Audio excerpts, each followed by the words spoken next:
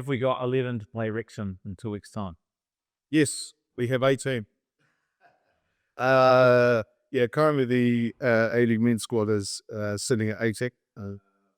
And the plan of attack, actually, which we've done the last few seasons, we combined the reserve team and the first team over those first few weeks of pre-season, which is a good opportunity for, obviously, the first team staff to have a look at those players that are in the reserve team that are actually doing exceptionally well this season. And we also have the number of those boys that are potentially known for under 20s World Cup as well. So that'll be good for both, the reserve team players to be able to come to the first team environment, and also, as I said, for the coaching staff to be able to assist the players too.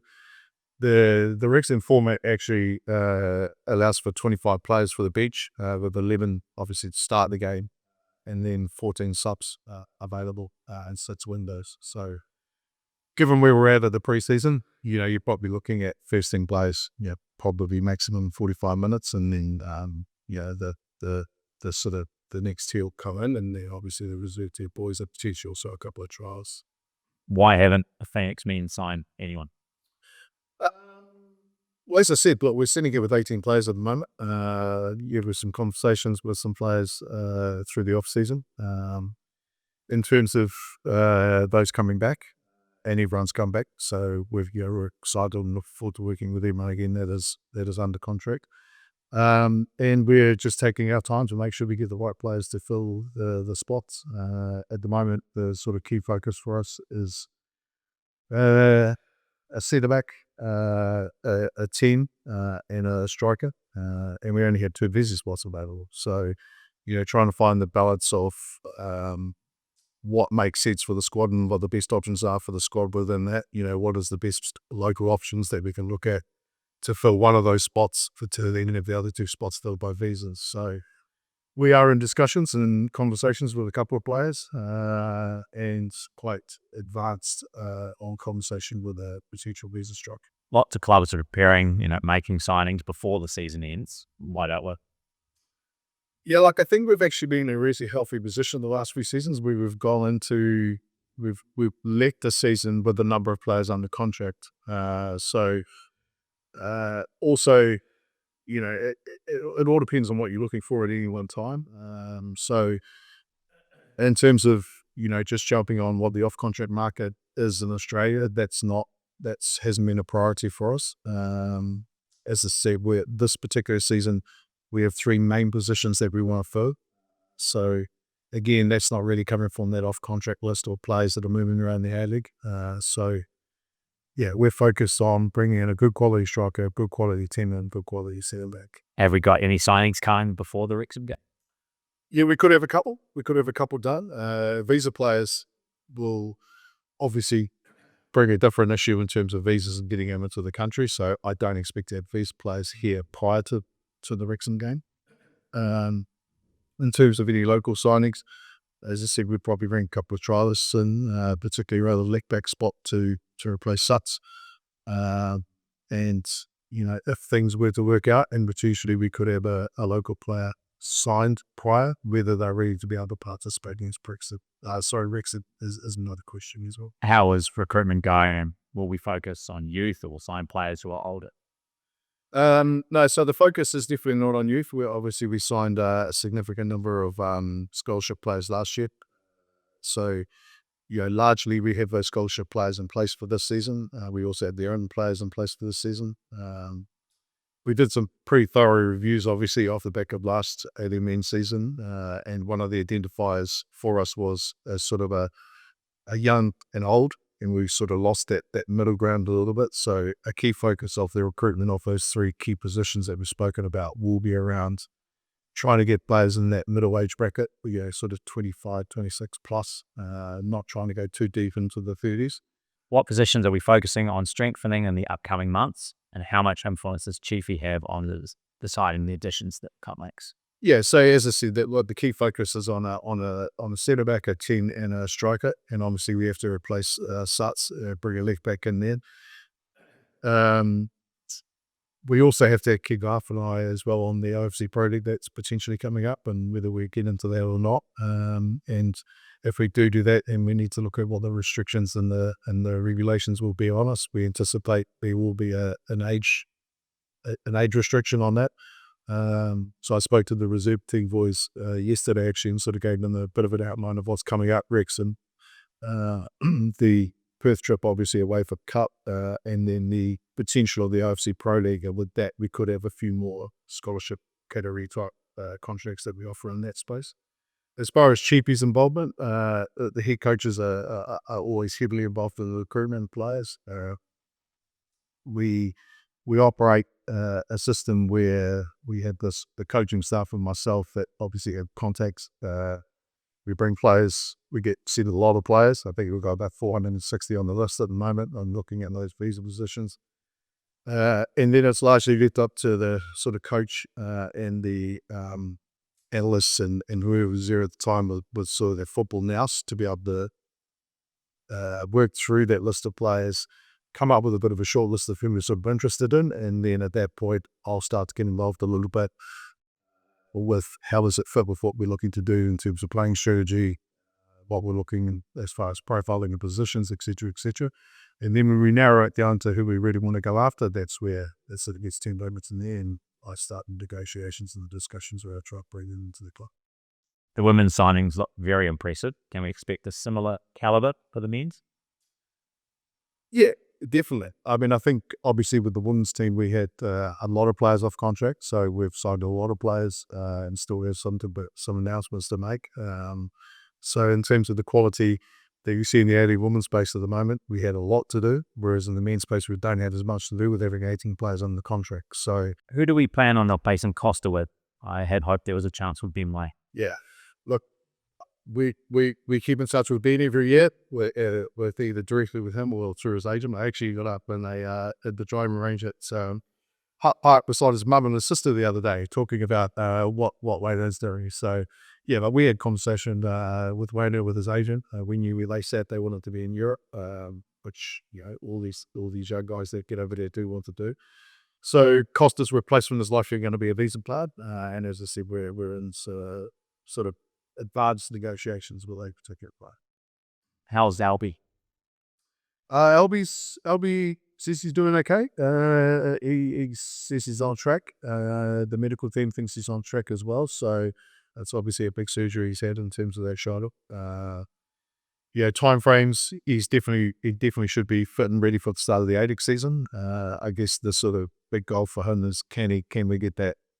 Can you get back in time for the other Twitter World Cup, which is obviously a big goal is, and at the moment potentially he's on track with it. What's the status with assistant coaches for the men's team? Chiefy's talked to a number of coaches. Again, this is another one where at the football club, the assistant coach, goalkeeping coach, and that sort of second assistant / analyst role are largely coached him because you want the coach to have the people that he trusts and respects and thinks he can get the best out of around. So we've had a couple of offers out, looking at a couple of Australians at different parts of the world, but they're also involved in different competitions and clubs currently. So the negotiations are probably going on a little bit longer than what we'd have liked. We'd like to have somebody in by now, but also we don't want to rush that. We want to make sure we've got the right people in and that we have the right balance within the football department. So, we expect that hopefully, very soon we're able to make announcements. What's the plan for this season? Are we keeping the same play style? Yeah, going back to the point I made earlier around there was a lot of review of the season, review of how we operated, from a football perspective. From a leadership perspective, and a whole raft of areas that we had to look at. And obviously the playing style was one. I don't think there was anybody associated with the club that was happy with the way we played last year, including Chief, obviously the board as well, and obviously the fans. It's not something that the fans want to see. So we've actually spent a bit of time in the off-season having a look at some culture and value stuff that the club's been working on over a period of time. That was sort of now at the point where we have a good set of values that we want to abide by as a football club. And we've taken those values and also looked at what we want to do as a club in terms of who we are and how we play and the way we want to play. And we've definitely identified we want to be more on the front foot, and we want to be attacking team. We want to be aggressive. We want to be getting after teams. And we want to be good out of position, good in position. And we want to score more goals and we want to concede these goals. So I think we should see, and I think we will see a different approach to how we play the game this year. And that's, again, back to the recruitment side of things. We want to make sure we get the right players to be able to bring into the club that can help us drive that sort of, you would have playing, but I guess just a more front foot mentality that the club wants to see, that Chiefy wants to see, and the fans will see.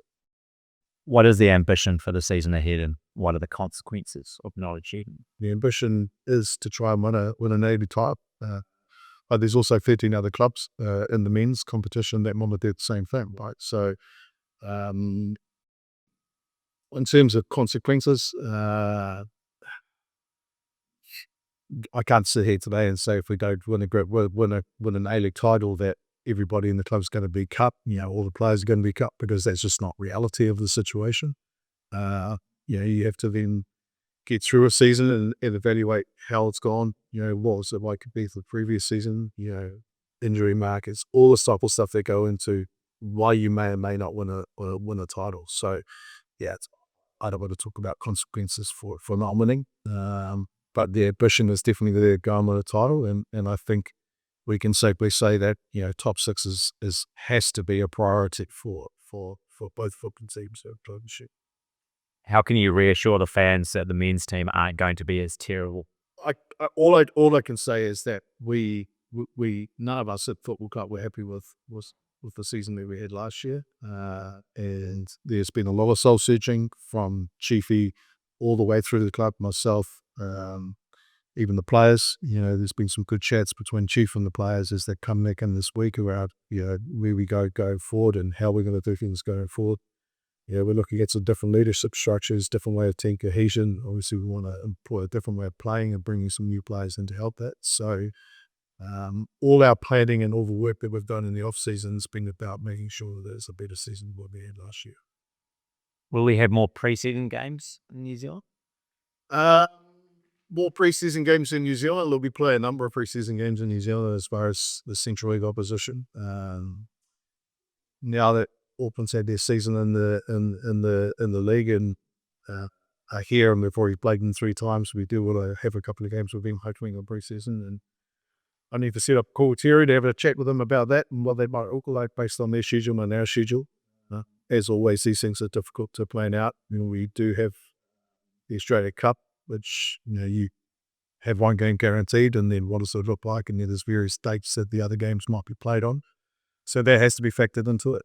And then, a big one for us will be, I think it's from the 17th of September, we will lose the under 20 boys to the World Cup. And then, sort of depending on how far they progress, literally they'll come back, and then we lose boys again for the All Whites. So there'll be a month there where we'll be restricted in terms of the squad and who's here. When are the fixtures due out? There was something come out from APL last week or the week before saying that they were hoping to have a draft of the A-League men's draw sort of around about now. As yet, we still haven't seen it. And then I think they were looking at 80 all this one couple of weeks beyond that. And when does the season start? Interested in the dates for the men and the women. The APL signaled there'll be changes to the salary cap in the coming years. How is the club prepared for these changes, and do you welcome the changes? Yeah, but we welcome the changes. We, based on the numbers and the talk around where it's going to go to, it's where we've been operating for the last probably 3 or 4 years, post-COVID particularly.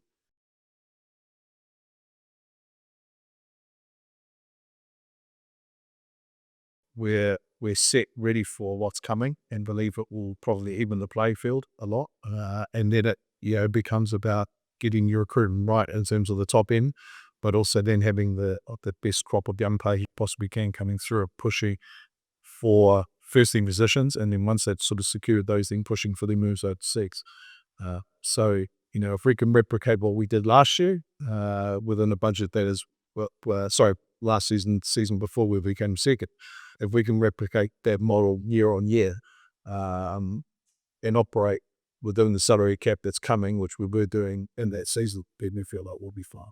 Other clubs, notably Auckland, going away from the academy style and they're going in partnerships with clubs. Why do you see the importance of the Wellington Phoenix Academy pathway as being a key part of this club? The academy for us is really critical to be able to bring kids in, and particularly like from an early phase, it's probably largely Wellington based, right? A higher percentage of Wellington based kids, and we do get some kids that move from outside the country, particularly the South Island, and sort of other areas, more rural areas, I guess. And as they go through that academy program, that balance becomes probably a little bit more 60-40, 50-50 with the Wellington kids coming through and then the kids coming from outside the region. So we feel like it's a good opportunity to be able to bring the kids in, put them in a very, very good environment, supported with all the high performance stuff that we do, the coaching that we do, and be able to develop them in the way that we feel is necessary based on a way that the club wants to play, in a curriculum underneath that within the academy that prepares them for first team football. I think the evolution of it over the last sort of 12 years that we've been doing it, we're now starting to see, particularly with the likes of the Ollies and the Paulsons and the Waynos and Suts, even with what he's done. And you can listen to number of your Sapri, Wade, is that the model works. And, we're very fortunate that the owners are prepared to invest in that. What we're seeing now is a football club, an ALeague football club, that is not just about one men's team. It's about a ALeague men's team. It's about an ALeague women's team, and it's about 5 teams in the academy, and trying to create success across that whole group of teams, not just one team. And if we can be successful at the ALeague women's, then we take that as a success. We can be successful at ALeague men's and ALeague women's, then it's even better, right? And if we can win the National League, then that's great. And if we could get to the AFC Pro League, if we can win that, and you can get to a Club World Cup, then it's gold for us.